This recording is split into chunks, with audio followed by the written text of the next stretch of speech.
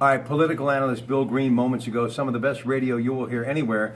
And he actually took a compliment earlier today, Mike Pintek, when I told him that. So I know it has to be good if he thinks it's good.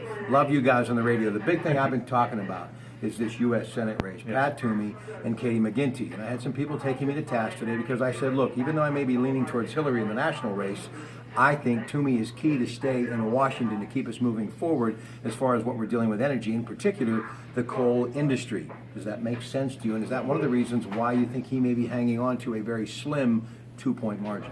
Well, I think there's that. I also think his other efforts that have been in energy. In fact, the other day he was with 4 other senators. We're in the Beaver Valley talking about energy. Senators from Alaska and Colorado and other places that generate energy and realize the importance of it. And that plant out there on the river rub, as you know, is going to rebuild the entire Beaver Valley. I agree. It's going to take a while, and we can't expect overnight expectations, but within the next 5 to 10 years, you're going to see a whole new valley.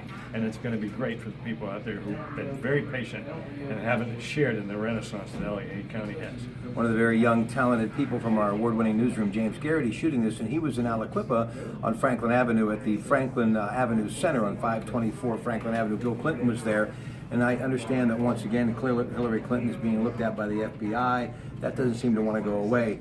I think it's so far in the game now, so close to the election, it's a week and a few days, I can't see it hurting her now. No, I can't either, but it reinforces the fact that this is still an issue. This will still be investigated post-November 8th. I see this going in for the next year or so. This is not going to go away. And who knows what's left. Until we get all those emails, no one's going to know. So I think it's going to be an ongoing investigation. Being for many years he was involved in the gaming industry, kind of a play on words here, the Trump card, if you will.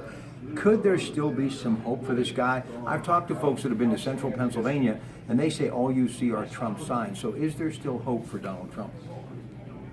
I do not see how Hillary Clinton loses the election.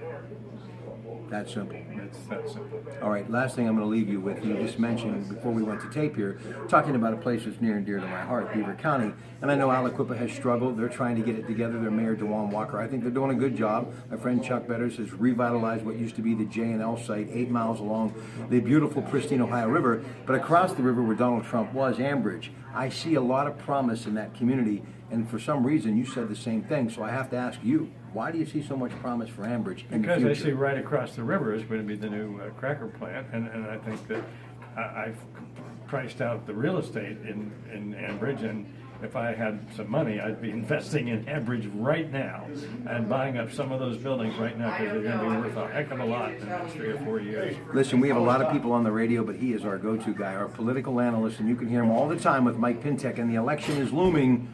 So make sure that you keep it right here for Bill Green, the best in the business. News Radio 1020 KDK. Have a great weekend.